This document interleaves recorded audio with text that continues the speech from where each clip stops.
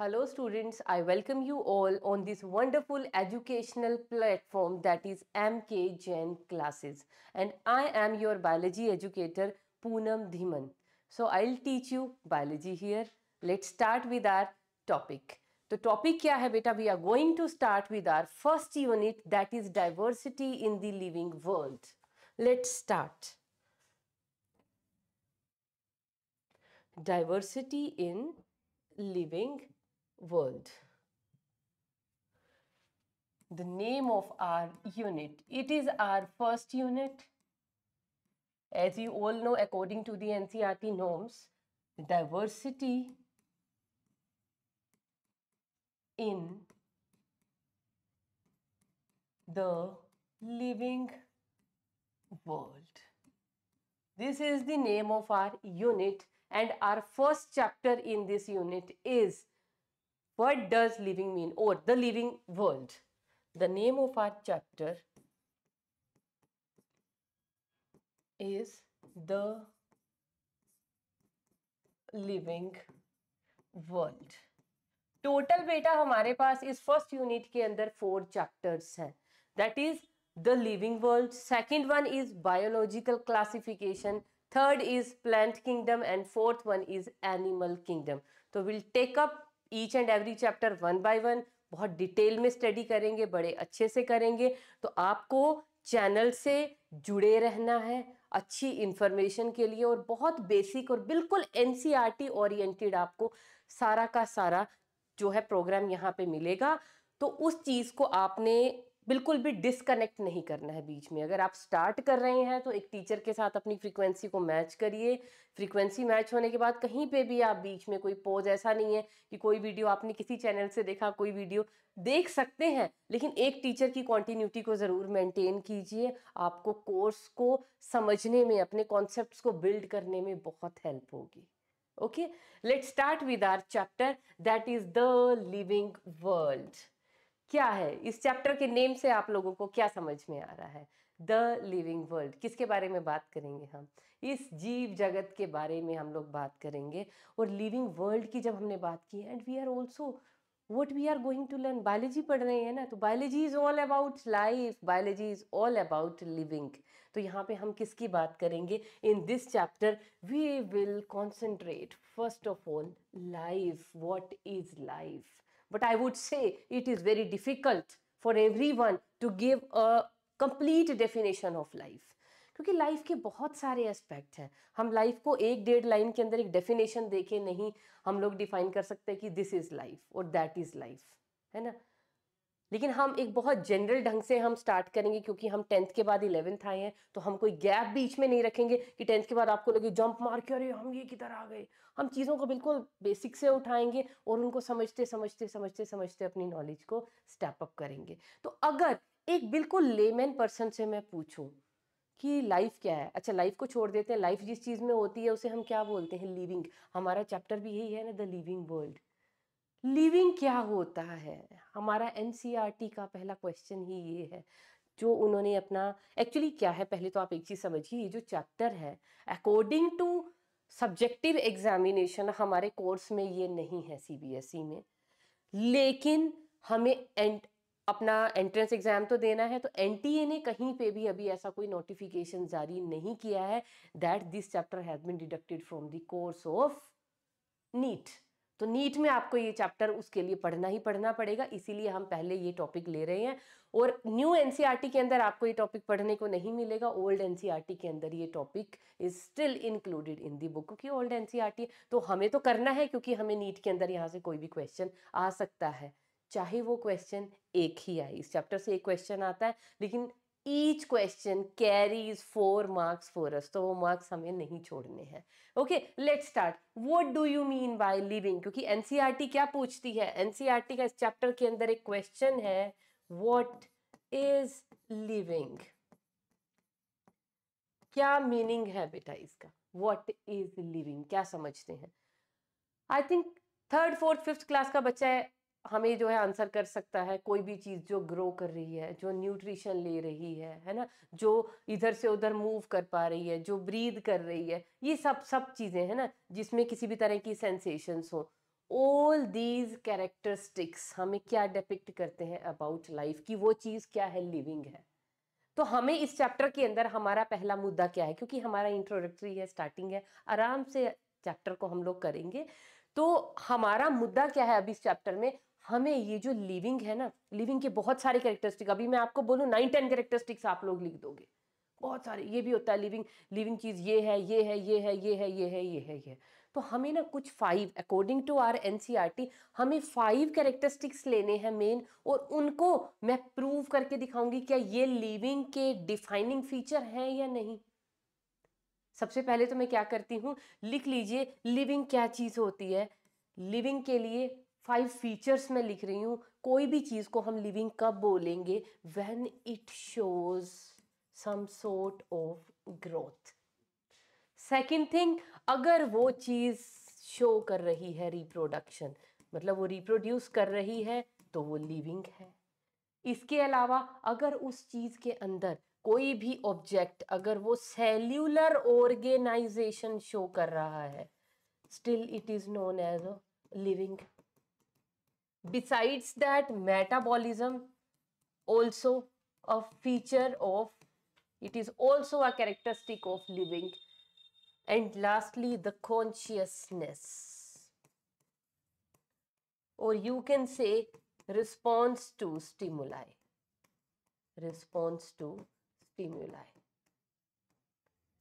तो ये 5 मैं फीचर लेके चल रही हूँ कि जनरली जो लिविंग ऑब्जेक्ट, अगर वो ऑब्जेक्ट लिविंग है तो वो ग्रोथ भी शो करेगा, वो रिप्रोड्यूस भी होगा, उसमें सेल्यूलर ऑर्गेनाइजेशन भी होगी, उसमें मेटाबॉलिज्म भी होगा, और वो किसी भी तरह के इन्वायरमेंटल स्टिमुलस को, चेंज इन इन्वायरमेंट को रिस्पॉन्ड भी करेगा।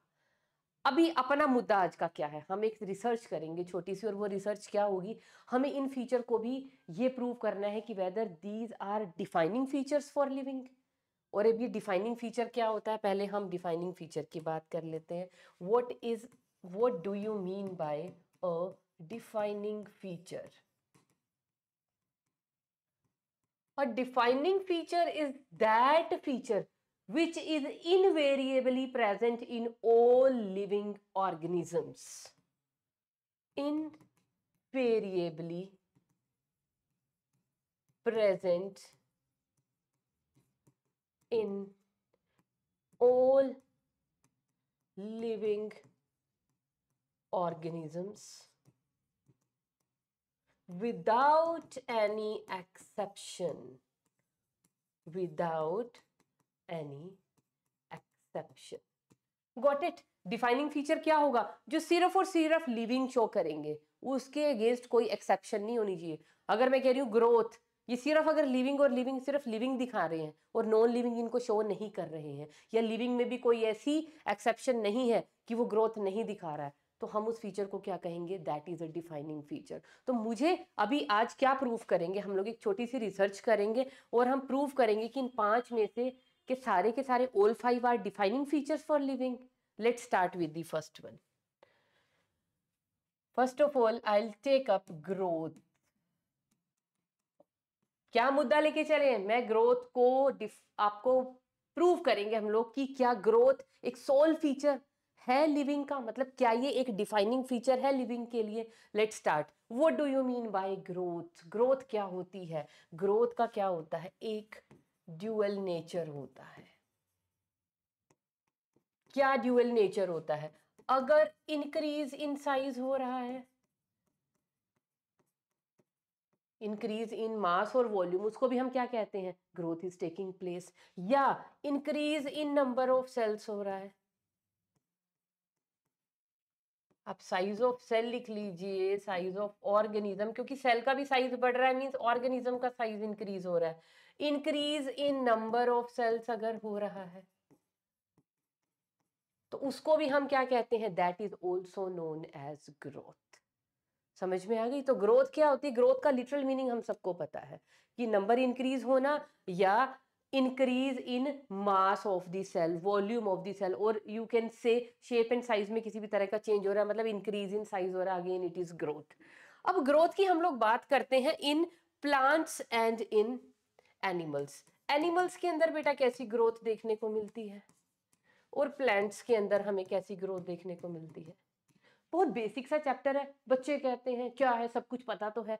पता हमें सब कुछ होता है, लेकिन जब इस चैप्टर के अंदर से अगर नीट में कोई टेढ़ा क्वेश्चन आ जाए ना बेटा, सारी नॉलेज धरी की धरी रह जाती है। फिर हमें नहीं समझ में आता कैसे आंसर करें, पता नहीं कैसे पूछ लिया था मैम, ये तो पढ़ा ही नहीं था। तो चैप्टर को उस ढंग से पढ़ो कि ये कॉन्सेप्ट बिल्ड हो, so that you should be able to answer each and every question from this chapter. ऐसे नहीं पढ़ना पता है पता है पता है, ये सब तो पता है, पता सबको सब कुछ होता है, लेकिन उस नॉलेज को अप्लाई कैसे करना है उसके लिए एक कॉन्सेप्ट माइंड में होना चाहिए उस चीज का। तो वो कॉन्सेप्ट बिल्डिंग आज हम इस चैप्टर की यहाँ पे कर रहे हैं। तो एनिमल्स की ग्रोथ के बारे में अगर मैं बात करूं, एनिमल्स शो कैसी ग्रोथ होती है एनिमल्स के अंदर। हमेशा एनिमल की ग्रोथ कैसी होगी, एक डेफिनेट ग्रोथ शो करते हैं एनिमल्स। और प्लांट की जो ग्रोथ होती है दैट इज इनडेफिनिट ग्रोथ। हाँ जी, सहमत है आप मेरी बात से? प्लांट की जो ग्रोथ होती है वो क्या होती है, इनडेफिनेट, या जिसे हम क्या बोलते हैं, इनडिटर्मिनेट ग्रोथ। और यहाँ पे ग्रोथ कैसी होती है, डिटर्मिनेट, डेफिनेट। कैसे, अगर मैं बताऊं, अब हम लोग हैं, हम छोटे से थे, मम्मा के वूम में थे, है ना। पहले हम क्या थे, एम्ब्रियो थे, फिर हम फीटस बने, फिर पैदा हो गए, इन्फेंट थे, फिर बच्चे से बड़े हुए हुए हुए हुए बड़े हुए, हमने अपनी मैक्सिमम जो ग्रोथ अटेन की कर ली, हम 5 फुट के हुए, 5.5 के हुए, 6 के हुए। बस उसके बाद जितना एक हमारा एक डेफिनेट ग्रोथ का स्पैन है कि हाँ हमें इतना बढ़ना था और हम उतने बढ़ चुके हैं, अब हम मैच्योर हैं, इससे फर्दर हमारी ग्रोथ नहीं होगी। या ऐसा है किसी के केस में, है क्या ऐसा कि 2 फुट के हुए, 2.5 के हुए, 3 के हुए, 4, 5, 6, 7, 8, 9, 10 बढ़ते ही जा रहे हो, बढ़ते ही जा रहे हो? Is it possible in case of animals? नहीं। एनिमल्स के केस में क्या होता है, एक डेफिनेट ग्रोथ होती है। उसके बाद अब जैसे मैं हूं, मैं अटेन कर चुकी हूँ अपनी मैक्सिमम ग्रोथ, इसके बाद मैं फर्दर और ग्रो नहीं कर रही हूँ। लेकिन इसका मतलब ये नहीं है, कुछ बच्चे कहते हैं अच्छा ग्रो करते रहो मैम, हमारी सेल्स भी डिवाइड हो रही है, हमें माइटोसिस क्यों हो रहा है? भैया, रिपेयर, रीजनरेशन, या जो नई सेल्स पुरानी मर गई है उनकी जगह नई सेल्स बनाना है, उस चीज के लिए तो माइटोसिस चलता रहता है ना बॉडी के अंदर। ठीक है, नई सेल्स बनती रहेंगी, किसके लिए, रिपेयर के लिए, रीजनरेशन के लिए, पर वो फर्दर अब आपकी ग्रोथ में कोई एडिशन नहीं करेंगे। हम ग्रो हो चुके हैं, हमें जितना ग्रो होना था। आप लोग अभी एडोलेसेंस एज में है, अभी आप रिप्रोडक्टिव एज में स्टेप इन ही किया है, तो आपकी तो ग्रोथ अभी होगी। ठीक है, तो अब इस तरह की ग्रोथ को हम क्या बोलते हैं, एनिमल्स को, क्योंकि वो एक डेफिनेट ग्रोथ शो करते हैं, हम एनिमल्स को क्या बोलते हैं, ये मॉर्फस हैं। मोरफस है कि छोटे होंगे, फिर बड़े होंगे, एक पर्टिकुलर ग्रोथ अटेन करेंगे, उसके बाद फिर डिटीरियोरेशन हो जाएगी ऑफ द बॉडी फंक्शन, और उसके बाद धीरे धीरे सीनेसेंस, एजिंग, डेथ। समझ में आ गया? लेकिन इन केस ऑफ प्लांट्स को हम क्या बोलते हैं, these are known as amorphous. मतलब इनडेफिनेट जो है इनकी ग्रोथ है। अब इनडेफिनेट ग्रोथ आप कहोगे प्लांट्स के केस में कैसे है मैम इनडेफिनेट ग्रोथ? क्योंकि प्लांट्स के पास क्या होता है, इनके पास हमेशा प्रेजेंट होता है मेरिस्टेमेटिक टिश्यू। और मेरिस्टेमेटिक टिश्यू का मीनिंग आप समझते हो, नई सेल्स बनाने के लिए किसकी जरूरत होती है, मेरिस्टेमेटिक टिश्यू की। क्योंकि प्लांट्स के अंदर मेरिस्टेमेटिक टिश्यू ऑलवेज प्रेजेंट होता है, तो ये टिश्यू डिवाइड करता रहता है, नई सेल्स बनाता रहता है, और प्लांट ग्रो करता रहता है। तब तक प्लांट जिंदा है, जब तक जब तक प्लांट जिंदा है तब तक उसके अंदर मेरिस्टेमेटिक टिश्यू होगा, and plant will keep on growing. इसीलिए हम प्लांट की ग्रोथ को क्या बोलते हैं, इनडेफिनेट या इनडिटर्मिनेट ग्रोथ। ठीक है, ग्रोथ के बारे में बहुत बात होगी, लेकिन बात ये बताओ मैम, हमारा मुद्दा था कि क्या ग्रोथ सिर्फ लिविंग शो करते हैं, क्योंकि मैंने इसको क्या डिफाइन, मेरे को इसको प्रूव करना है कि क्या ये एक डिफाइनिंग फीचर है ग्रोथ। मानते हो ग्रोथ डिफाइनिंग फीचर? अगर ग्रोथ डिफाइनिंग फीचर हुआ तो ये सिर्फ लिविंग में प्रेजेंट होगा, नॉन लिविंग में प्रेजेंट नहीं होगा। लेकिन अगर मैं एक केस लू ना, क्या केस ले, if I talk about the living का तो हमें पता है, ये लो लिविंग की तो बात हमें पता है, कैसे ग्रोथ होती है, कहां से होती है, ग्रोथ इज इंट्रिंसिक। हमें इंट्रिंसिक ग्रोथ है ना, इंट्रिंसिक का मतलब समझ रहे हो, ऐसा तो नहीं है एवरी बर्थडे पे आपकी मम्मा बाहर से कुछ मटेरियल ला रही खरीद के और आपके ऊपर थोप देती है, ये लो मेरा बेटा 1 साल बड़ा हो गया, या मेरी बिटिया 1 साल बड़ी हो गई। बाहर से तो किसी तरह की सेडिमेंटेशन या डिपोजिशन हमारी बॉडी में नहीं की जाती ना, कि 1 साल बड़े हो गए तो ये लो जी हमें बड़ा करके दिखा दिया मम्मा या पापा ने, ऐसा तो नहीं होता ना। हम अंदर से ग्रो हो रहे हैं, we are growing at every instance. जब जब हम छोटे से बड़े हो रहे हैं, मतलब एक पर्टिकुलर, अभी आप ग्रोथ अटेन नहीं कर पाए हो, मैच्योर नहीं हुए, उससे पहले हम ग्रो हो रहे हैं। और ग्रोथ हमेशा कहाँ से होती है? एनिमल्स के अंदर, फ्रॉम विद इन। एनिमल क्यों बोलूंगी मैं, लिविंग के अंदर बोलूंगी। तो अगर हम लिविंग की बात करें तो जितनी भी ग्रोथ होती है, all growth is intrinsic, means from inner side. इसको हम क्या बोलते हैं? इसको हम एक और टर्म से इसको हमें समझना है, दैट इज इंटरसेप्शन। अंदर से ग्रोथ होना, अंदर से, उसे हम बोलेंगे इंटरसेप्शन। अंदर से नंबर ऑफ सेल्स ऐड हो रही है ना हमारे अंदर, इतनी बाहर आ गई है, लो जी ये 10 सेल बाहर जुड़ गई, यहाँ पे मैम का डोला बड़ा हो गया, ये जी मेरे कान में जुड़ गई आके 20-25 सेल और मेरा कान बड़ा हो गया, ऐसा नहीं है। Growth is from with in, living चीजों के अंदर। बट ग्रोथ तो भैया नॉन लिविंग भी शो कर रहे हैं, देखो ये क्या हो गया, growth is also shown by the living, sorry non living. Non living में कैसे? वो ग्रोथ कहाँ से होती है? That growth is extrinsic. और उस ग्रोथ को हम क्या बोलते हैं? That growth is also known as accretion. Accretion क्यों? देखिए, आप एक बर्फ के पहाड़ को देखिए, एक स्नो माउंटेन है, विंटर्स और अभी विंटर स्टार्ट हुई है, स्नो माउंटेन इतना है, अभी और विंटर हो गई, और ज्यादा स्नोफॉल हुआ, भाई इसके ऊपर और स्नो आके डिपॉजिट हो गई, फर्दर और विंटर्स पड़ी, और स्नोफॉल हुआ, और स्नोफॉल हुआ, और ये पहाड़ बड़ा होता गया, होता गया, होता गया, होता गया। तो ये जो स्नो माउंटेन था वो यहाँ से बड़ा होते होते इतना बड़ा हो गया। भाई ग्रोथ तो ये भी शो कर रहा है, इसको भी तो मैं ग्रोथ ही बोलूंगी, छोटे से बड़ा हो गया, इजंट इट ग्रोथ? ये भी तो ग्रोथ ही है। तो ग्रोथ तो भैया नॉन लिविंग भी शो कर रहे थे, कर रहे हैं। और हमारा मुद्दा क्या था? डिफाइनिंग फीचर हम तभी बोलेंगे if it is only shown by all living organism without any exception. मतलब के नॉन लिविंग को तो शो ही नहीं करनी चाहिए, अगर वो एक डिफाइनिंग फीचर होगा तो नॉन लिविंग उसको कभी भी शो नहीं करेगा। लेकिन ग्रोथ को तो नॉन लिविंग भी शो कर रहे हैं, देखो एक्रीशन से कैसे। अब ऐसे ही कोई मिट्टी का पहाड़ है, उस पे हवाएं चल रही हैं, सब कुछ हो रहा है, उसके ऊपर आ रहे हैं मिट्टी के और कण डिपॉजिट हो रहे हैं, सेडिमेंटेशन होता जा रहा है, और मिट्टी का और डबल, कुछ सालों के बाद आप देखोगे मिट्टी के पहाड़ का जो है क्या हो गया, साइज इंक्रीज हो गया। वो भी तो एग्जाम्पल वही हो गया नॉन लिविंग का, कि नॉन लिविंग के अंदर कैसे ग्रोथ हो रही है? By deposition. कैसे? इसीलिए मैंने उसको क्या लिखा है? Extrinsic growth. कैसे होगी? By deposition of substances from outside, from outside. तो नॉन लिविंग और लिविंग में ग्रोथ तो दोनों में हो रही है, डिफरेंस क्या है इसकी ग्रोथ में? लिविंग के अंदर जो ग्रोथ होगी फ्रॉम इनसाइड होगी, इंट्रिंसिक ग्रोथ होगी। लेकिन जो नॉन लिविंग में है ग्रोथ, वो भी शो कर रहे हैं, लेकिन कैसी ग्रोथ शो कर रहे हैं? एक्सट्रिंसिक, आउटसाइड ग्रोथ शो कर रहे हैं। तो ये जो ग्रोथ नाम का फीचर जो हुआ, ये लिविंग के साथ साथ हमें किस में देखने को मिल रहा है? नॉन लिविंग में भी देखने को मिल रहा है। तो क्या आप इसको बोलोगे कि क्या ये लिविंग का एक डिफाइनिंग फीचर होना चाहिए? No, it's not a defining feature. तो मैं यहां पे लिख देती हूं, note, growth is not a defining feature of living. ये डिफाइनिंग फीचर तब होता अगर ये सिर्फ और सिर्फ लिविंग में प्रेजेंट होता, नॉन लिविंग में नहीं होता। लिविंग में भी ऐसे प्रेजेंट होता कि लिविंग में कोई एक्सेप्शन नहीं होनी चाहिए थी। ठीक है, चलिए ग्रोथ का मुद्दा तो हम लोगों ने सॉल्व कर लिया। Let's move on to the, कहां पे? रिप्रोडक्शन। नाउ सेकंड जो फीचर मैंने लिया है that is reproduction. What is reproduction? क्या होगा रिप्रोडक्शन में? क्या होती है reproduction? It is the ability of organisms to produce young ones of their own kind. लिख दें? चलो लिख लेते हैं, ability of organisms to produce young ones of their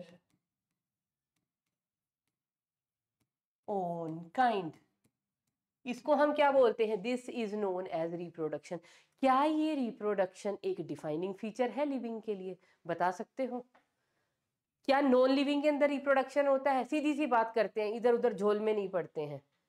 non living में बात करने से पहले चलो एक आपको ना पहले रिप्रोडक्शन के कुछ एस्पेक्ट बता दे। रिप्रोडक्शन क्या होती है बेटा? दो तरीके से होती है। कैसे होती है? ए सेक्सुअल रिप्रोडक्शन भी होती है और एक होती है सेक्सुअल रिप्रोडक्शन।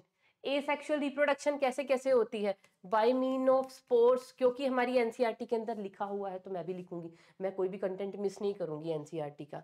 स्पोर्स, स्पोर्स से कहां पे देखने को मिलती है हमें reproduction? In the fungi and lower algae. Lower algae में और फंजाई के अंदर स्पोर्स के थ्रू होती है एसेक्सुअल रिप्रोडक्शन। इसके अलावा कैसे होती है? Bye means of fragmentation. ये लोअर क्लासेस में आप पढ़ के आए हो बायो में, फ्रेगमेंटेशन से भी तो होती है एसेक्सुअल। एक फ्रेगमेंट टूट गया और वो जहां पे भी सॉइल के कांटेक्ट में आया उससे क्या बन गया? पूरा एक नया ऑर्गेनिज्म बनना स्टार्ट हो जाता है। एग्जाम्पल बता दो इसका भी, स्पाइरोगैरा। क्या है स्पाइरोगैरा? एल्गा। ठीक है जी। फिर आ गया फिशन। फिशन में तो शेर हो, बाइनरी फिशन सबको पता है, बैक्टीरिया आ गया, पैरामीशियम आ गया, बहुत सारे ऑर्गेनिजम्स। फिशन, तो फिशन को हम क्या लिख लेंगे? बेसिकली यूनिसेलुलर ऑर्गेनिजम्स का फीचर है। उसके अलावा रीजनरेशन,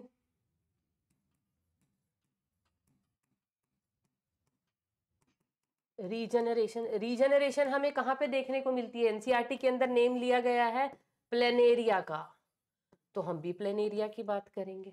इसके अलावा क्या है हमारे पास? उसके अंदर एक और लिखा हुआ, दैट इज प्रोटोनीमा स्टेज। क्या है? Protonema stage of Moses. Protonema stage of Moses. तो ये कुछ मोड ऑफ एसेक्सुअल रिप्रोडक्शन है जो फर्दर हमें अपने कोर्स में भी पढ़ने को मिलेंगी ये सारी चीजें। तो ये सभी क्या थे? एसेक्सुअल रिप्रोडक्शन के मोड थे। और सेक्सुअल रिप्रोडक्शन हमें पता है कैसे होती है, bye means of gametes. Asexual reproduction हमेशा कैसी होती है? कैसी होती है? होमोगैमेटिक होती है, और यू कैन से यूनिपेरेंटल होती है। एक ही पेरेंट चाहिए एसेक्सुअल रिप्रोडक्शन के लिए। लेकिन सेक्सुअल रिप्रोडक्शन जो होती है इट इज बाय पेरेंटल, एक एक पेरेंट से एक एक गैमीट आएगा। ठीक है, तो ये हो गई हमारी सेक्सुअल रिप्रोडक्शन तो फीचर है ही किसका है? हायर ऑर्गेनिजम्स का है। हायर ऑर्गेनिजम्स, और हायर ऑर्गेनिज्म लिख लो, बहुत सारी चीजों में हमें पहले भी एल्गी में भी पढ़ने को मिलेगी और सब, लेकिन हम हायर ऑर्गेनिजम्स ही लिखेंगे। तो एसेक्सुअल सेक्सुअल के बारे में हमें पता चल गया। अब यहाँ से, क्योंकि ये कंटेंट एनसीईआरटी में था तो मुझे इसको डिस्कस करना था। अब यहाँ से हमें क्या पता चल रहा है कि रिप्रोडक्शन लिविंग का ही एक फीचर है। क्या ये नॉन लिविंग में देखने को मिलेंगी ये सारी चीजें, या रिप्रोडक्शन आपको नॉन लिविंग के अंदर देखने को मिलती हैं? तो नॉन लिविंग अगर कोई भी चीज है, नेवर रिप्रोड्यूस, कभी भी वो रिप्रोड्यूस नहीं करेंगे, फिर तो हमारी बल्ले बल्ले हो गई भाई। ये तो एक डिफाइनिंग फीचर हो गया, नॉन लिविंग के अंदर प्रेजेंट ही नहीं है, सिर्फ लिविंग शो कर रहे हैं। कर दो मैम इसको टिक की एक डिफाइनिंग फीचर है, but I am not satisfied. मैंने डेफिनेशन में क्या लिखा था? डिफाइनिंग फीचर की it should be invariably present in all living things without any exception, but I have some. क्या एक्सेप्शन है मेरे पास? देखो भाई, एक्सेप्शंस हैं। क्या एक्सेप्शंस हैं? लिखिए। What about the infertile human couples? Infertile human couples, वो ह्यूमन कपल्स बेटा मैरिज हो गई है लेकिन बहुत साल शादी को हो गए, बच्चे ही नहीं पैदा हो रहे, उनको हम क्या बोलेंगे? Infertile human couples. तो वो रिप्रोड्यूस नहीं कर रहे, वो लिविंग नहीं है। बताओ जल्दी, वो रिप्रोड्यूस नहीं कर रहे तो क्या आप क्या मानोगे? वो लिविंग भी नहीं है? भैया वो लिविंग है बेचारे, लिविंग है, बच्चे पैदा नहीं कर पा रहे। लेकिन हम क्या बोल रहे हैं? वो फीचर डिफाइनिंग होगा जो सभी लिविंग दिखाएंगे। अब ये फीचर, ये लिविंग है इनफर्टाइल ह्यूमन कपल, लेकिन ये रिप्रोडक्शन का फीचर नहीं दिखा रहे। तो इसका मतलब क्या हुआ? हमारा जो रिप्रोडक्शन है क्या ये एक डिफाइनिंग फीचर है? It is not shown by all living beings. अब ये एक एक्सेप्शन नहीं है, मैं और दे सकती हूँ। देखो जी, वर्कर बीज देखते हो एक बी हाइव के अंदर, वर्कर बीज भी तो क्या होती हैं? These are also sterile. पढ़ा होगा ना लोअर क्लासेस में बी हाइव के बारे में। उसके अलावा और एग्जांपल दूं, म्यूल, हिनी, क्या है ये? हॉर्स के और डोंकी के स्टेराइल हाइब्रिड्स। क्या है ये? स्टेराइल हाइब्रिड्स किस किस के हैं? हॉर्स के और डोंकी के। तो ये सब लिविंग है भाई, वर्कर बी भी लिविंग है हाइव के अंदर, ये म्यूल और हिनी भी क्या है? लिविंग है। लेकिन ये रिप्रोड्यूस नहीं कर पा रहे हैं, तो लिविंग है लेकिन रिप्रोडक्शन नहीं शो कर रहे हैं। इसका मतलब रिप्रोडक्शन सिर्फ और सिर्फ ये नहीं कि सभी लिविंग में मिलेगा, नहीं, ये देखो इतने सारे लिविंग के एग्जांपल दिए, यहाँ पे रिप्रोडक्शन एब्सेंट है। That means reproduction is also not a defining feature for the living. ये भी लिविंग का एक डिफाइनिंग फीचर नहीं है। चलिए जी हमारी फर्स्ट स्लाइड पे, तो दो हमने रूल्ड आउट कर दिए, ग्रोथ नॉन लिविंग भी शो कर रहा है, रिप्रोडक्शन सारे लिविंग शो नहीं कर रहे हैं। Let's move on to the next, that is cellular organisation. Third is our cellular organisation. क्या होती है सेल्यूलर ऑर्गेनाइजेशन, समझते हो? सेलुलर ऑर्गेनाइजेशन का मतलब समझते हो? सेल जो है ना हमारी, इसको हम क्या बोलते हैं? Basic and fundamental unit of life. क्यों बोलते हैं? Why cell is called basic and fundamental unit of life? क्योंकि सेल के रैंक से नीचे कोई भी चीज होगी उसको हम लिविंग नहीं मानते। सेल के रैंक से नीचे कोई चीज है? चलो पहले आप सेल के रैंक के ऊपर की तो सीखो। सेल्स जो हैं, सेल आपस में ज्वाइन करके क्या बनाती हैं? टिश्यूज। टिश्यूज आपस में ज्वाइन करके बेटा क्या बनाते हैं? ऑर्गन्स। ऑर्गन आपस में जब असेंबल होंगे तो क्या बना देंगे? Organ systems. और ऑर्गन सिस्टम्स जब आपस में जुड़ेंगे तो वो क्या बना देंगे? एक पूरा ऑर्गेनिज्म। ऑर्गेनिज्म लिविंग है। किससे बना है? ऑर्गन सिस्टम से, लिविंग है। ये किससे बना? ऑर्गन से, ये भी लिविंग है। टिश्यू है, ये भी लिविंग है। सेल है, ये भी लिविंग है। लेकिन सेल किस चीज से बना है? सेल किस चीज से मिलके बना है? सेल बना है बेटे बहुत सारे बायोमोलिक्यूल से, और उन बायोमोलिक्यूल्स में माइक्रोमोलिक्यूल्स भी हैं और उनमें मैक्रोमोलिक्यूल्स भी हैं। तो आप केमिस्ट्री भी पढ़ते हो, मुझे किसी लिविंग मॉलिक्यूल का एग्जांपल दे दो कि मैडम ये मॉलिक्यूल ना लिविंग है, बताओ जल्दी। कर सकते हो आंसर? सोच सकते हो ऐसी कोई चीज, कोई ऐसा मॉलिक्यूल जो लिविंग है? भाई कोई भी, मैं चाहे उसको बायोमोलिक्यूल क्यों ना लिख दूं, वो बायोमोलिक्यूल क्यों लिखा है? क्योंकि वो मिलके एक लिविंग चीज बनाएंगे, उनको हम बायोमोलिक्यूल्स बोलते हैं। लेकिन है तो वो केमिस्ट्री के सिर्फ मॉलिक्यूल्स, और मॉलिक्यूल के अंदर कभी भी लाइफ नहीं होती है। तो सेल, सेल किस चीज से मिलके बनी है? बहुत सारे मॉलिक्यूल्स के मिलने से एक सेल बना है। और वो सेल क्या है? It is the only living entity. इससे नीचे क्या प्रेजेंट है? सेल। सेल को अगर तोड़ेंगे क्या निकलेंगे? डिफरेंट टाइप के मॉलिक्यूल्स। क्या वो मॉलिक्यूल लिविंग है? तो सेल के रैंक से नीचे जितनी भी चीजें होंगी वो सारी क्या होंगी? Non living. And cell onwards जो भी कुछ होगा वो क्या होगा? लिविंग। तो सेल्यूलर ऑर्गेनाइजेशन सिर्फ किसका फीचर है? Cellular organisation only seen in living but not in non living objects. क्या नॉन लिविंग में आपको कहीं पे सेल्यूलर ऑर्गेनाइजेशन देखने को मिलेगी? भाई अगर वो नॉन लिविंग है तो उसमें सेल नाम की चीज ही नहीं मिलेगी, तो सेल्स का ऑर्गेनाइजेशन कैसे मिलेगा? सेल के ऑर्गेनाइजेशन का मीनिंग समझ रहे हो? सेल ऑर्गेनाइज होके टिश्यू बना रही है, मतलब या तो वहां सेल मिलेंगे, सेल नहीं मिले तो उससे ऊपर का ग्रेड मिलेगा, टिश्यूज बने हुए मिलेंगे, टिश्यूज नहीं मिले तो ऑर्गन्स, ऑर्गन सिस्टम या वो पूरा ऑर्गेनिज्म होगा। तो सेल होंगे, मतलब सेल से स्टार्ट हो जाती है लाइफ। तो एक सेल भी होगा तो वो लिविंग होगा, लेकिन फिर हम उसको नॉन लिविंग नहीं कहेंगे। अगर नॉन लिविंग है mean cells are absent. Cell absent है तो सेल का ऑर्गेनाइजेशन कहाँ से होगा? तो नॉन लिविंग के अंदर क्या है? There will be no cellular organisation. That means हमारा पहला क्या आ गया? फर्स्ट डिफाइनिंग फीचर हम लोगों को मिल गया। तो cellular organisation is the first defining feature for the living. क्या है ये? First defining feature of living, क्योंकि नॉन लिविंग में प्रेजेंट है नहीं, और सारे लिविंग के अंदर इनवेरिएबली सेल्स प्रेजेंट हैं। अगर वो लिविंग है तो सेल, टिश्यू, ऑर्गन, सब कुछ ना कुछ प्रेजेंट होगा, कम से कम लीस्ट टू लीस्ट अगर वो लिविंग है सेल तो होगी ही। समझ गए? तो this is the first defining feature. Okay, now move on to the next, that is metabolism. Metabolism, what do you mean by metabolism? सबसे बड़ी सिरदर्दी तो यही हो गई, मैडम क्या लिख दिया मेटाबॉलिज्म, जान खाई पड़ी है। मेटाबॉलिज्म हमें इस वर्ड को हम यूज कर लेते हैं, लेकिन हमें अगर इसको डिफाइन करना आ जाए ना, किसी को समझाना आ जाए, हम नहीं समझा सकते।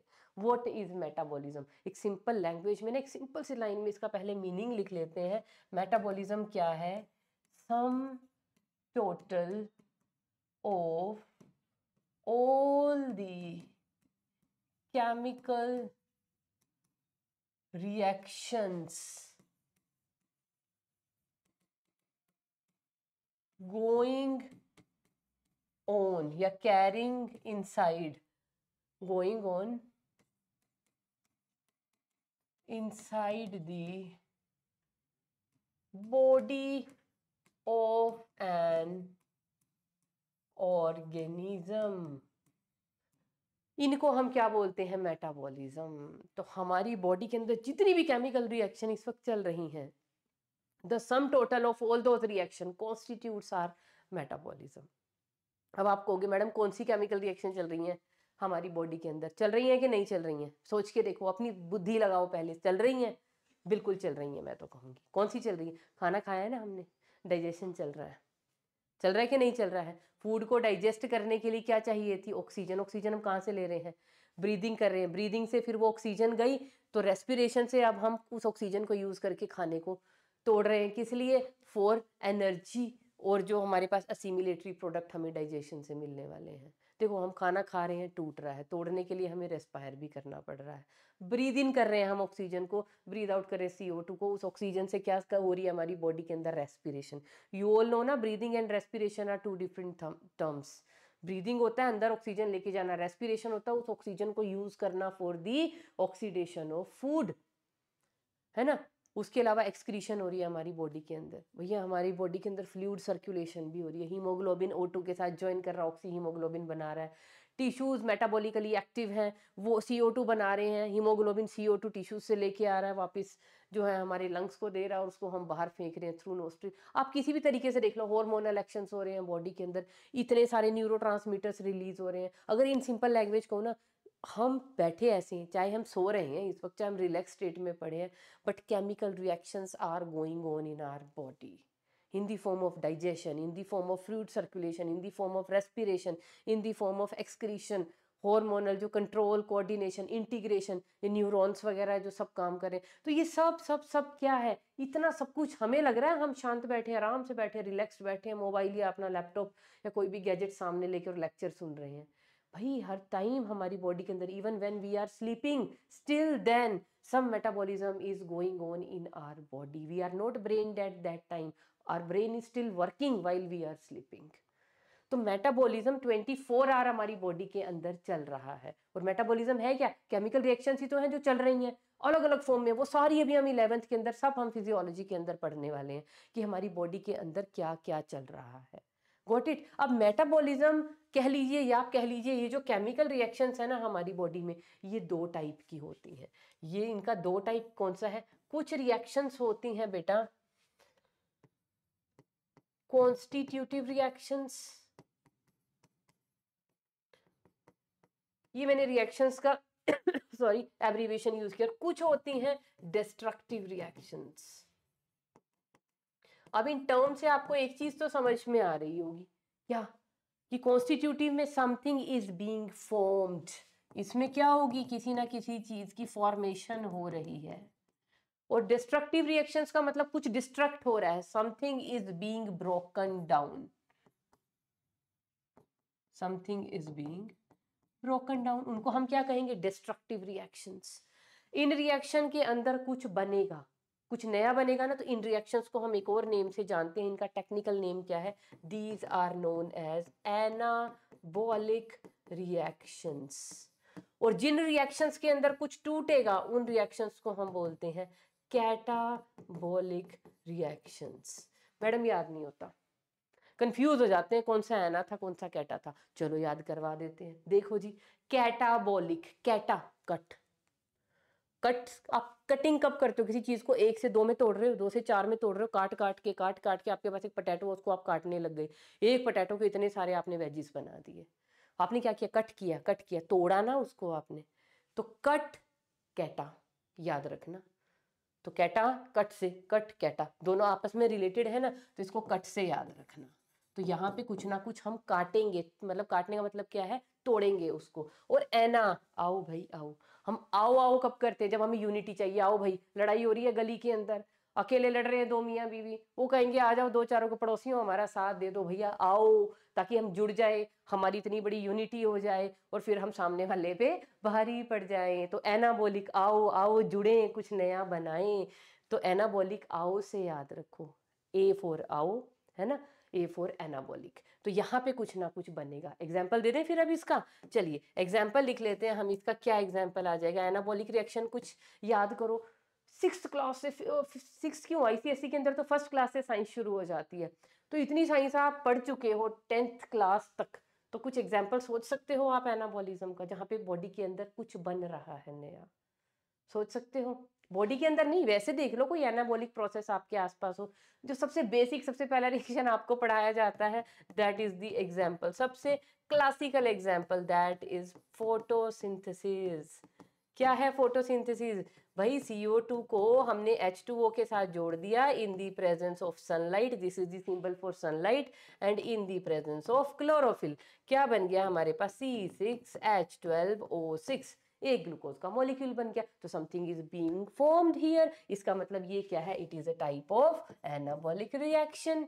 व्हाट अबाउट कैटाबॉलिक, इसी को तोड़ देते हैं। चलो जी, अब इस ग्लूकोज को कहाँ पे हो रहा है ये, ऐसा कहाँ पे होता है, क्लोरोफिल कहाँ होता है, ग्रीन प्लांट्स के अंदर। ग्रीन प्लांट्स ने बना लिया ग्लूकोज, स्टोर कर लिया, अब हमने उन ग्रीन प्लांट को खा लिया, अब ये ग्लूकोज आ गया हमारे अंदर। अब हम क्या करेंगे, वाइल ऑक्सीडेशन ऑफ फूड क्या करेंगे, हमारी बॉडी के अंदर क्या होता है, हमने खाना खाया, पहले तो वो खाना डाइजेस्ट होता है, और खाना हम जो खाते हैं वो 3 फॉर्म्स में होता है, कार्बोहाइड्रेट होंगे उसमें, प्रोटीन्स होंगे उसमें, क्या होंगे, फैट्स होंगे।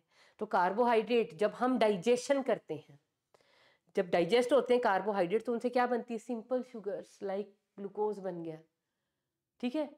अब ये तो हो गया पचना। ऐसे ही प्रोटीन को जब हम डाइजेस्ट करते हैं तो क्या बनते हैं, अमाइनो एसिड्स।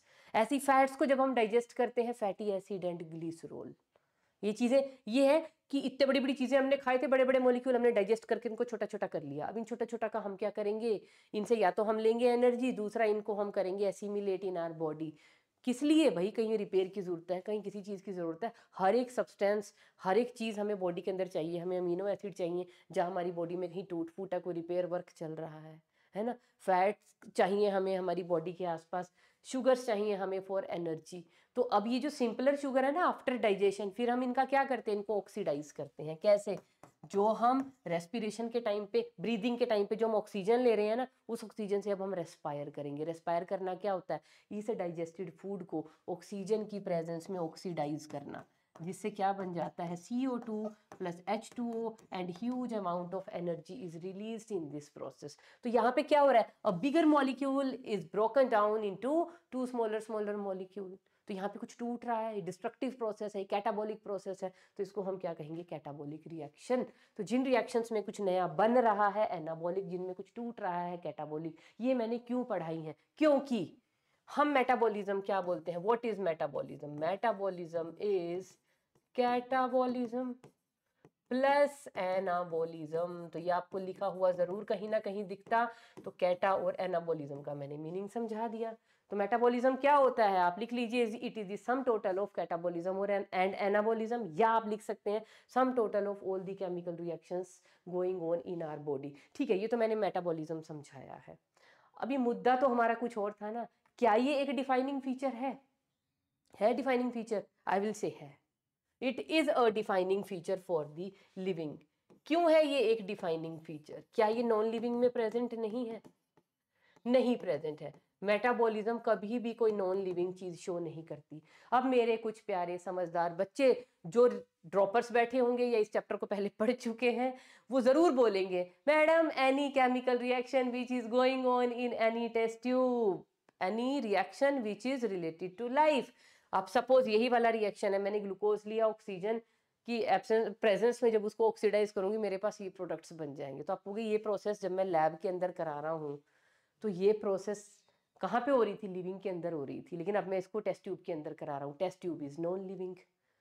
तो भैया ये फीचर तो नॉन लिविंग भी दिखा रहा है, तो ये मेटाबॉलिज्म क्या हुआ, डिफाइनिंग फीचर नहीं हुआ। भाई क्यों नहीं हुआ, लिविंग कहाँ दिखा रहा है, लिविंग ने एक रिएक्शन दिखाई है, उस रिएक्शन दिखाने से क्या आप उस टेस्ट ट्यूब को लिविंग बना दोगे, नहीं बन सकती। और वो सिर्फ क्या हो रही है, एक पार्ट, एक केमिकल रिएक्शन हो रहा है एक टेस्ट ट्यूब के अंदर। इसको हम क्या बोलेंगे, in vitro, during in vitro reactions. In vitro reactions क्या है, वो सिर्फ एक तरह की बायोकेमिकल रिएक्शन है। कोई भी रिएक्शन जो हमारी लिविंग ऑर्गेनिज्म के अंदर चल रही है, हम उसको बाहर भी परफॉर्म कर सकते हैं लेबोरेटरी कंडीशन के अंदर इन अ टेस्ट ट्यूब। लेकिन क्या मैंने कि जिस टेस्ट ट्यूब के अंदर ये या ये रिएक्शन कैरी ऑन किया, उस रिएक्शन के बाद क्या वो टेस्ट ट्यूब लिविंग हो जाएगी? नहीं हुई ना।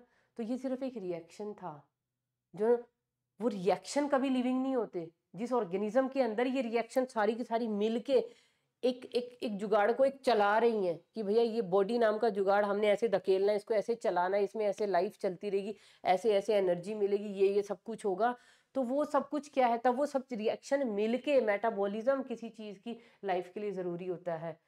तो मेटाबॉलिज्म का मतलब लाइफ, ये नहीं कहोगे कि उसकी किसी एक रिएक्शन को भी हम कह देंगे कि इट इज लिविंग। तो अगर इन रिएक्शंस को, लाइफ रिएक्शन को आप इन विट्रो समझते हो ना, इन विट्रो का मतलब क्या है, laboratory conditions, in a laboratory, और you can say in a test tube. अगर किसी भी टेस्ट ट्यूब या लेबोरेटरी के अंदर अगर आप कोई रिएक्शन परफॉर्म करा रहे हो, उसको बोलते हो इन विट्रो। और एक इसी के टर्म होती है, यहीं पे समझा देती हूँ, जो होती है इन वीवो, क्योंकि बच्चों को ना इस चीज़ में बड़ी कंफ्यूजन होती है, भैया इन विट्रो इन वीवो क्या है। इन विट्रो बता दिया, टेस्ट ट्यूब के अंदर आप कुछ भी कर रहे हो, लेबोरेटरी कंडीशन में कुछ भी कर रहे हो। What is in vivo, inside living system, inside living system. किसी भी लिविंग सिस्टम के अंदर, किसी भी सेल के अंदर, किसी भी ऑर्गेनेल के अंदर, किसी भी चीज के अंदर अगर कोई भी रिएक्शन हो रही है, किसी लिविंग के अंदर अगर कोई रिएक्शन हो रही है, उनको हम क्या बोलते हैं, इन वीवो रिएक्शन। तो कोई भी इन विट्रो रिएक्शन को हम ये नहीं कह सकते कि मेटाबॉलिज्म इज गोइंग ऑन, इसीलिए नॉन लिविंग कभी भी मेटाबॉलिज्म शो नहीं करते हैं। That is why metabolism is the defining feature of the living. तो जो हम लेके चले थे अपने फीचर्स को, इसमें से हमने क्या किया है, ग्रोथ को हमने बताया नहीं है डिफाइनिंग फीचर, रिप्रोडक्शन को बताया है नहीं है, सेल्यूलर ऑर्गेनाइजेशन जो है उसको भी मैं क्या कह रही हूँ, ये है, this is the defining feature. Metabolism है defining feature. And what about the consciousness और response to the stimuli, this is the last one, let's discuss this also. Consciousness और you can say response to the stimuli. First of all I will try to make you understand about the term stimuli. क्या होता है stimulus? Stimulus समझते हो क्या होता है, या stimuli, stimuli is plural, stimulus is singular. Stimuli क्या होता है, any physical change going on in your surrounding environment, not only physical, any physical, chemical और biological change in the physical environment कह सकते हो, या you can say in the surroundings is known as a stimulus. जैसे example देके समझा देते हैं आपको। फॉर एग्जाम्पल, बाहर गर्मी पड़ गई, लो जी हम अप्रैल मई जून में पहुंच गए, गर्मी पड़ गई, तो हमें पता चल रहा है ना हमारी बॉडी को, फटाफट से हम फैन ऑन कर लेंगे, भी गर्मी आ गई, गर्मी फैन चला लो, एसी चला लो, कूलर चला लो। सर्दियां आती हैं तो बाहर इन्वायरमेंट में तो चेंज आया ना, विंटर्स आ गई, हमें पता चल जाता है उस चीज़ का, लो भी विंटर आ गई, निकाल लो अपनी क्विल्ट्स, अपनी ब्लैंकेट्स, अपने स्वेटर्स, पुलोवर्स, ठंड आ गई भी, फैन एसी सब स्विच ऑफ कर दो, ब्लोअर्स चलाओ, हीटर्स चलाओ, है ना। तो ये बाहर के इन्वायरमेंट के लिए क्या है, हम लोगों में अवेयरनेस है, किसमें, जितने भी लिविंग ऑर्गेनिजम्स होते हैं ना, लिविंग ऑर्गेनिजम्स इंक्लूडिंग, जैसे हम एनिमल्स की बात करें, है ना, हम प्लांट्स की बात करें, हम माइक्रो ऑर्गेनिजम्स की बात करें, all are aware about their surroundings, all are aware about their surroundings। कि सराउंडिंग में कोई भी चेंज होगा ना, ये तो मैंने एक फिजिकल चेंज के बारे में, कोई केमिकल चेंज, कोई केमिकल आया, हमारा पैरामीशियम जिस एनवायरनमेंट में रह रहा है, आसपास कोई केमिकल है तो कीमोटैक्टिक मूवमेंट शो करता है, उस केमिकल से दूर भागना है कि उसकी तरफ जाना है। ऐसे ही प्लांट्स को आप देखिए, सनफ्लावर को देखा, जिधर सन है उधर ही वो फ्लावर घूमता रहता है, या कई प्लांट्स के अंदर तो फ्लावरिंग ही in the presence of sun होती है कि सन होगा तो फ्लावरिंग होगी, नहीं तो नहीं होगी। और कुछ प्लांट्स की ग्रोथ देखिए सन की तरफ ही जाएंगे, या कुछ है शेडी प्लांट्स हैं जो वो सन को बिल्कुल इग्नोर करेंगे, सन उधर है जी हम तो शेड की तरफ घूम जाएंगे, इधर को मुड़ेंगे।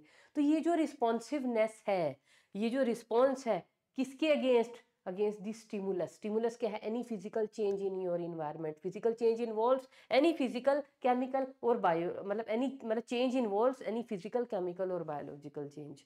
तो उसके लिए हर एक लिविंग ऑर्गेनिज्म के लिए अवेयरनेस होती है, बट इन ह्यूमंस, ह्यूमंस के अंदर एक स्पेशल अवेयरनेस है जिसको हम बोलते हैं सेल्फ कॉन्शियसनेस। सेल्फ कॉन्शियसनेस किसमें देखने को मिलेगी, ओनली इन ह्यूमंस। अवेयरनेस सब में है, सब लिविंग में है, प्लांट है, एनिमल है, माइक्रो ऑर्गेनिज्म है, लेकिन सेल्फ कॉन्शियसनेस सिर्फ हम में है। अब वो सेल्फ कॉन्शियसनेस समझते हो ना क्या होता है, हमें बाहर के एनवायरनमेंट का तो पता होता है, हमें अपने अंदर का भी पता होता है क्या चेंजेस हुए। हमें फीवर हो गया, हमारा बॉडी का टेम्परेचर बढ़ गया, हमें पता चलता है। हमें गैस्ट्राइटिस होगी, हमारा पेट दुख रहा है, अरे हमें पता चलता है, फीलिंग आ रही है ना पेट दुख रहा है, गैस्ट्राइटिस होगी। एसिडिटी हो रही है, पता चलता है ना, बीमार हो गए हैं, we are not feeling well, तो हमें अपनी बॉडी के लिए भी तो वी आर अवेयर ना। तो इस अवेयरनेस को हम क्या बोलते हैं, सेल्फ कॉन्शियसनेस, जो अदर ऑर्गेनिजम्स के अंदर नहीं होती है। तो ये जो सेल्फ कॉन्शियसनेस है, ये जो रिस्पॉन्स टू स्टिमुलाई है, it is because of the senses.